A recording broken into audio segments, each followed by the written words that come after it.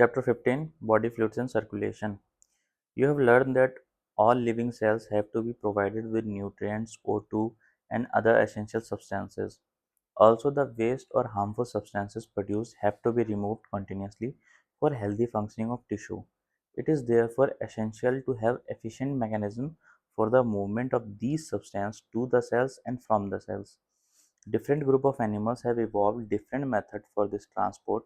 Simple organisms like sponges and coelacanths circulate water from their surrounding through their body cavities to facilitate the cell to exchange these substances. More complex organisms use special fluids within their body to transport such materials. Blood is the most commonly used body fluid by most of the higher organisms, including humans.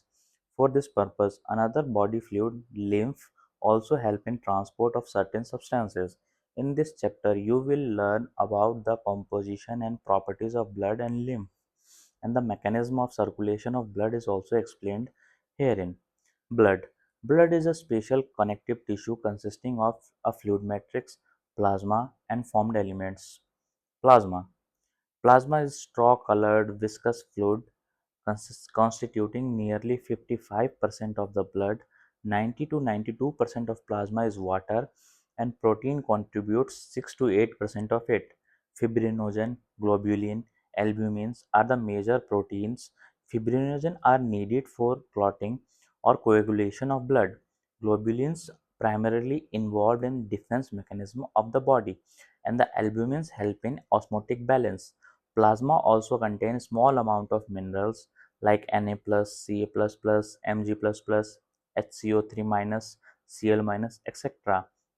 Glucose, amino acid, lipids, etc. are also present in plasma as they are always in transit in the body. Factors for coagulation or clotting of blood are also present in the plasma in an inactive form. Plasma without the clotting factor is called serum. It is important with respect to exam. Formed elements.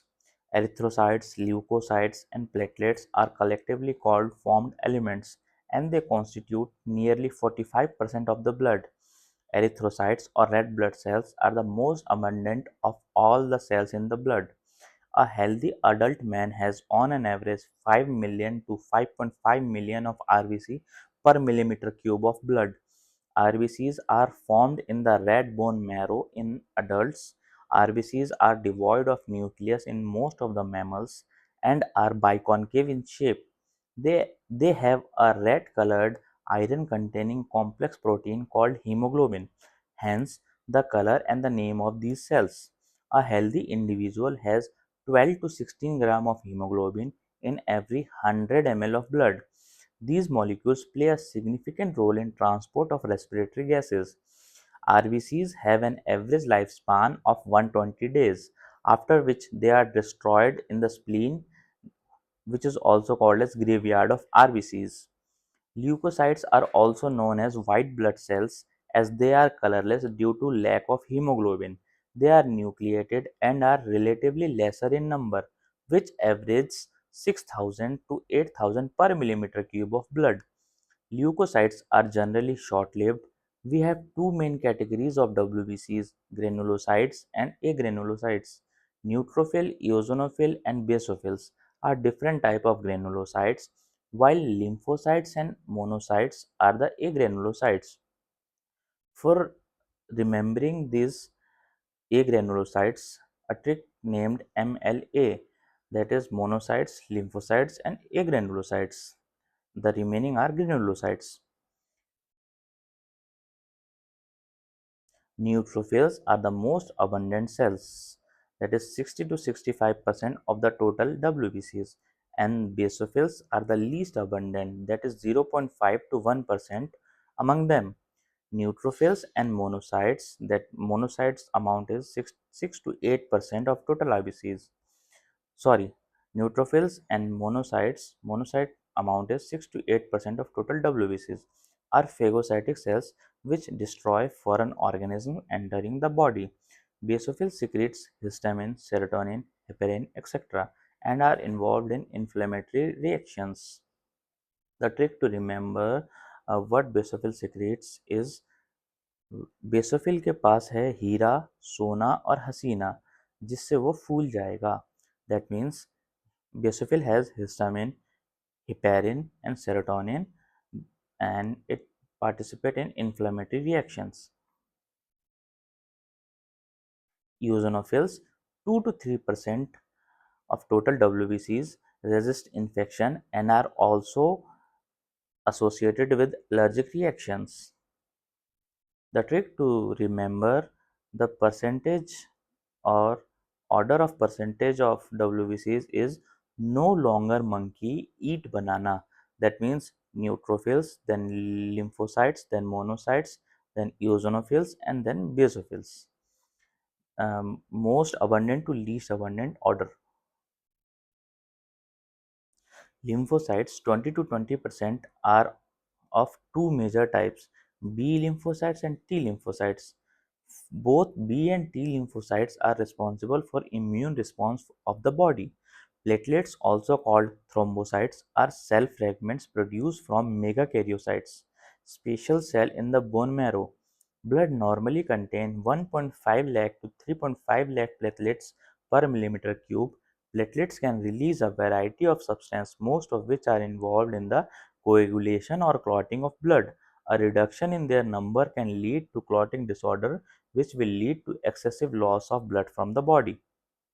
A trick to remember which cells are phagocytic in WBCs is PM Narendra Modi, that is phagocytic, monocytes and neutrophils. As PM destroys foreign organism who is invading our country, similarly phagocytic cells destroys foreign organisms who is invading our body. Blood groups. As you know, blood of human being differ in certain aspects, though it appears to be similar. Various types of grouping of blood has been done. Two such groupings are ABO grouping and Rh negative grouping. ABO grouping. ABO grouping is based on the presence or absence of two surface antigens, chemicals that can induce immune response on the RBC, namely A and B. Similarly, the plasma of different individual contain two natural antibodies, protein produced in response to antigens. The distribution of antigens and antibodies in the four group of blood A, B, AB and O are given in table 15.5, 15.1. You probably know that during blood transfusion, any blood cannot be used. The blood of a donor has to be carefully matched with the blood of a recipient before any blood transfusion to avoid severe problem of clumping, that is destruction of RBC. The donor's compatibility is also shown in the table 15.1. There are four blood groups named A, B, AB, O, and uh, respectively antigens on these blood groups are A, B, AB, nil. Antibodies in the plasma of these blood groups are anti-B, anti-A, nil, anti-A, anti-B, respectively. Donors group A and O can donate blood to A. B and O can donate blood to B. AB, A, B, O can donate blood to AB. O can donate blood only to O. From the above mentioned, O can donate blood to O. From the above mentioned table, it is evident that group O blood can be donated to the person with any other blood group. Hence, O group individuals are called universal donors. Person with AB group can accept blood from person with AB as well as the other group of blood. Therefore, such persons are called universal recipients. Rh grouping. Another antigen, the Rh antigen similar to one present in rhesus monkey. Hence, Rh is also observed on the surface of RBCs of majority, nearly 80% of humans. Such individuals are called Rh positive, and those in whom this antigen is absent are called Rh negative. And Rh negative, if exposed to Rh positive blood, will form specific antibodies against the Rh antigen. Therefore, Rh group should also be matched before transfusion. A special case of Rh incompatibility mismatching has been observed between the Rh negative blood of a pregnant mother with Rh positive blood of the fetus. Rh antigen of the fetus do not get exposed to the Rh negative blood of the mother in the first pregnancy, as the two bloods are well separated by the placenta. However, during the delivery of the first child, there is a possibility of exposure of the maternal blood to the small amount of the Rh positive blood from the fetus. In such cases, the mother starts preparing antibodies against Rh antigen in her blood. In case of her subsequent pregnancies, the Rh antibodies from the mother who is Rh negative can leak into the blood of the fetus who is Rh positive and destroy the fetal RBCs. This could be fatal to the fetus or could cause severe anemia and jaundice to the baby. This condition is called erythroblastosis fetalis. This can be avoided by administering anti-Rh antibodies to the mother immediately after the delivery of the first child. Coagulation of blood. You know that when you cut your finger or hurt yourself, your wound does not continue to bleed for a long time. Usually the blood stops flowing after some time. Do you know why? Because blood exhibits coagulation or clotting in response to an injury. This is a mechanism to prevent excessive loss of blood from the body. You would have observed a dark reddish brown scum form at the site of a cut or an injury over a period of time. It is a clot or coagulum formed mainly of a network of threads called fibrins, in which dead and damaged formed elements of blood are trapped. Fibrins are formed by the conversion of inactive fibrinogen in the plasma by the enzyme thrombin. Thrombin in turn are formed from the another inactive substance present in the plasma called prothrombin. An enzyme complex thrombokinase is required for the above reaction. This complex is formed by a series of linked enzymic reactions, that is cascade process, involving a number of factors present in plasma in an inactive state. An injury or a trauma stimulates the platelet in the blood to release certain factors which activate the mechanism of a coagulation. Certain factors released by the tissue at the site of injury also can initiate coagulation. Important: calcium ion plays a very important role in clotting. Here we saw fibrinogen is converting to fibrin in the presence of thrombin. Thrombin itself is converting Thrombin itself is formed from prothrombin in the presence of enzyme thrombokinase. Lymph, which is also called as tissue fluid. As the blood passes through the capillaries in tissues, some water, along with many small water soluble substances, move out into the space between the cells of the tissue, leaving the larger protein and most of the formed elements in the blood vessels. This fluid released out is called interstitial fluid or tissue fluid. It has the same mineral distribution as that in plasma.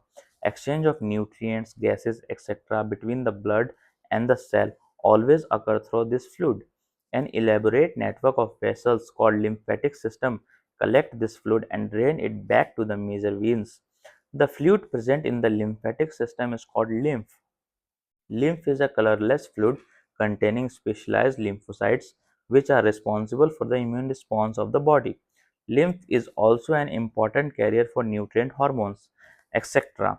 Fat are absorbed through lymph in the lacteals present in the intestinal villi. Circulatory pathways. The circulatory pattern are of two types, open or closed. Open circulatory system is present in arthropods and mollusks, in which blood pumped by the heart passes through large vessels into open space or body cavities called sinuses. Annelids and chordates have a closed circulatory system in which the blood pumped by heart is always circulated through a closed network of blood vessels. This pattern is considered to be of more advantageous as the flow of fluid can be more precisely regulated. All vertebrates possess a muscular chambered heart. Fishes have a two-chambered heart with an atrium and a ventricle. Amphibians and the reptiles, except crocodiles, have a three-chambered heart with two atria and a single ventricle, whereas crocodile, birds, mammals possess a four-chambered heart with two atria and two ventricles.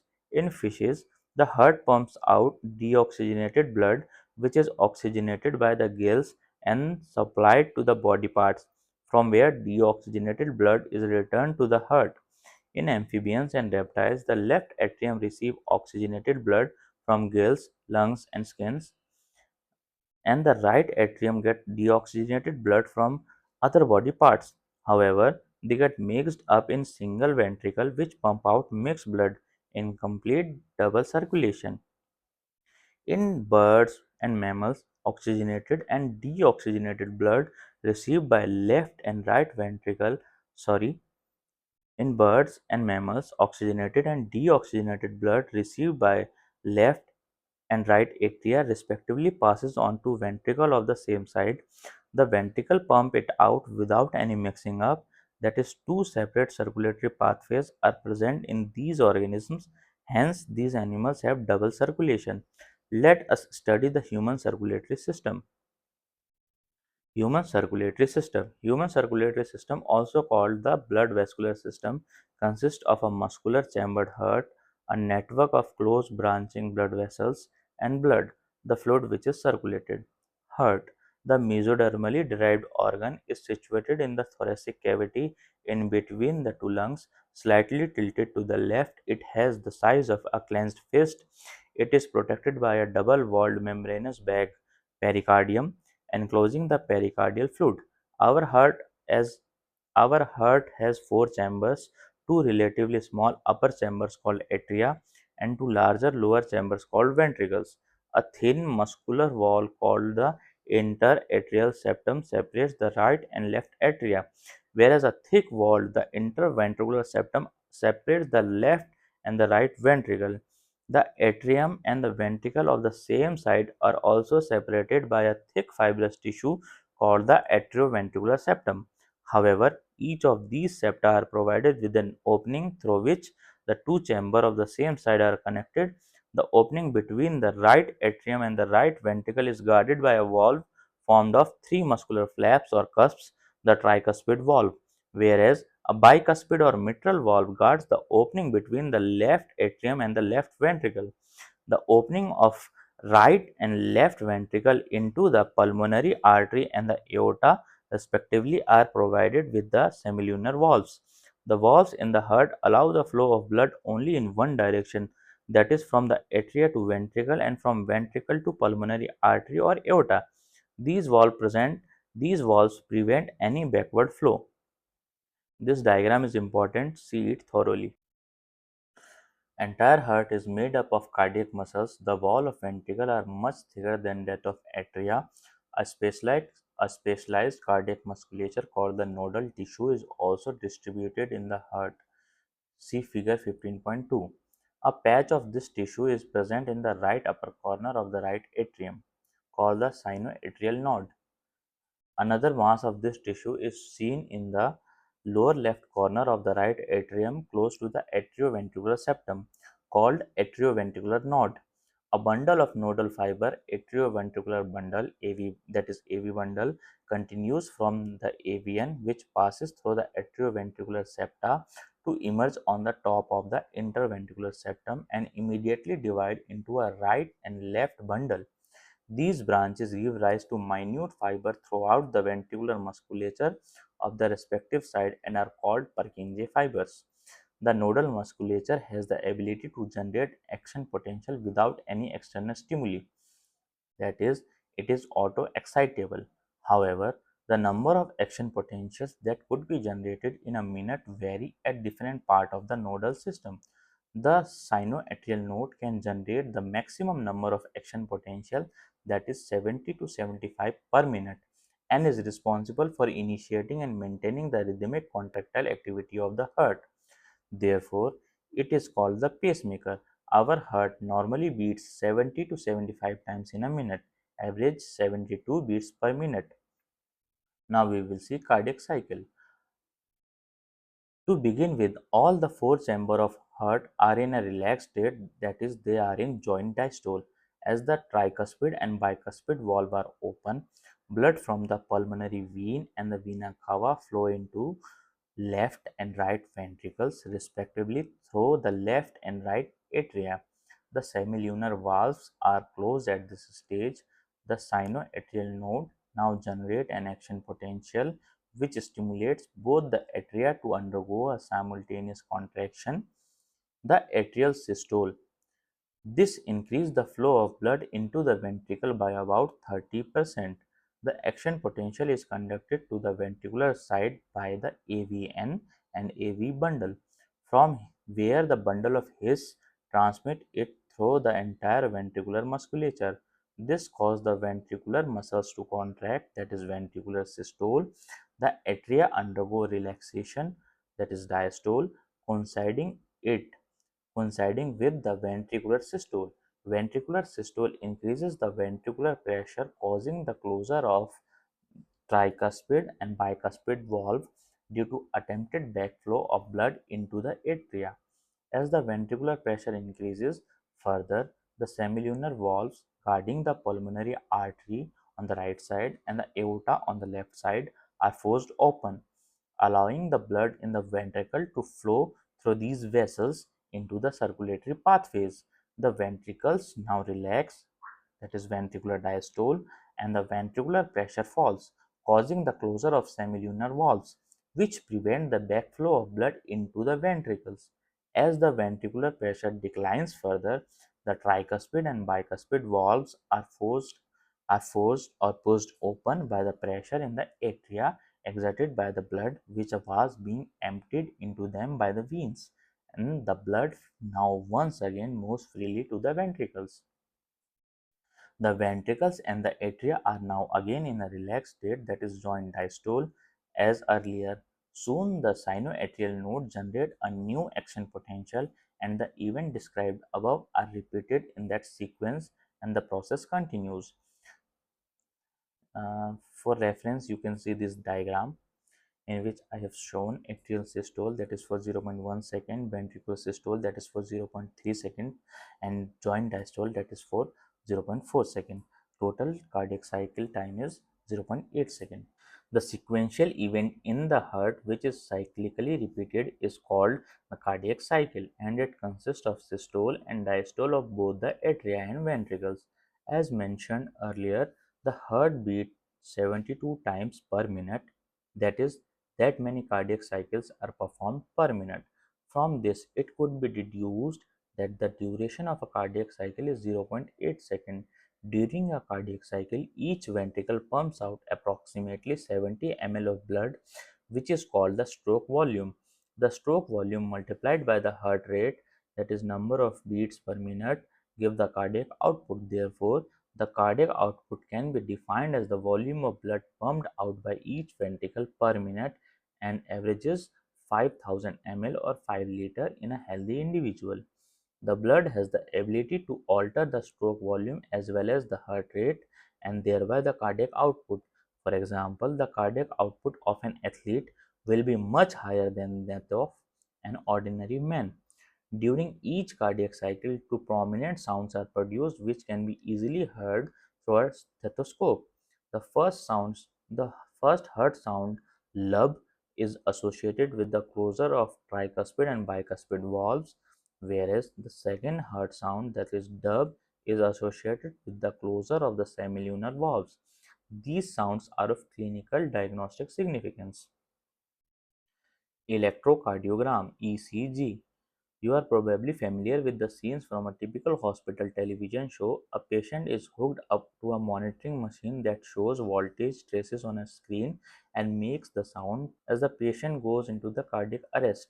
This type of machine, electrocardiograph, is used to obtain an electrocardiogram, that is ECG. ECG is a graphical representation of the electrical activity of the heart during a cardiac cycle. To obtain a standard ECG, a patient is connected to the machine with three electrical leads, one to each wrist and to the left ankle, that continuously monitor the heart activity. For a detailed evaluation of the heart function, multiple leads are attached to the chest region. Here we will only talk about a standard ECG. Each peak in the ECG is identified with a letter from P to T that corresponds to a specific electrical activity of the heart. The P wave represents the electrical excitation, that is depolarization of the atria, which leads to contraction of both the atria. The QRS complex represents the depolarization of the ventricle, which initiates the ventricular contraction. The contraction starts shortly after Q and marks the beginning of the systole. The T wave, the return of the ventricle from excited to normal state, that is repolarization. The end of T wave marks the end of systole. Obviously, by counting the number of QRS complexes that occur in a given time period, one can determine the heartbeat rate of an individual. Since the ECGs obtained from different individuals have roughly the same shape for a given late configuration, any deviation from this space indicates any deviation from this shape indicates a possible abnormality or disease. Hence, it is of great clinical significance.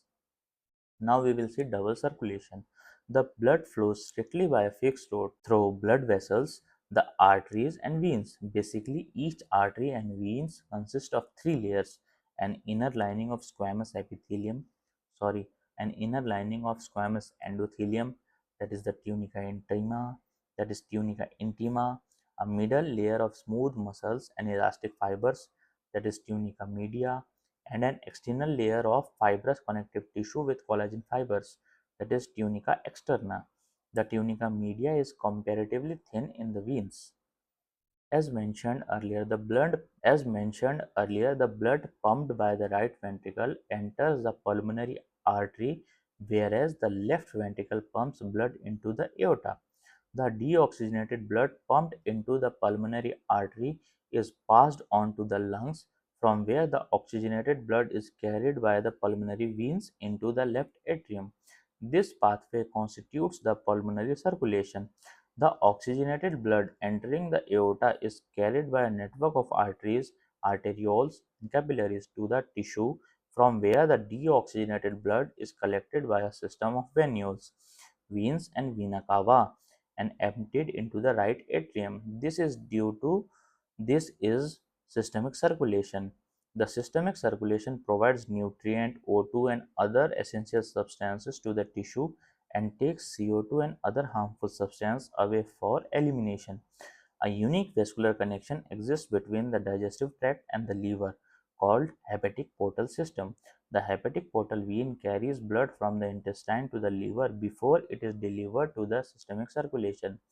A special coronary system of blood vessel is present in our body exclusively for the circulation of blood to and from the cardiac musculature.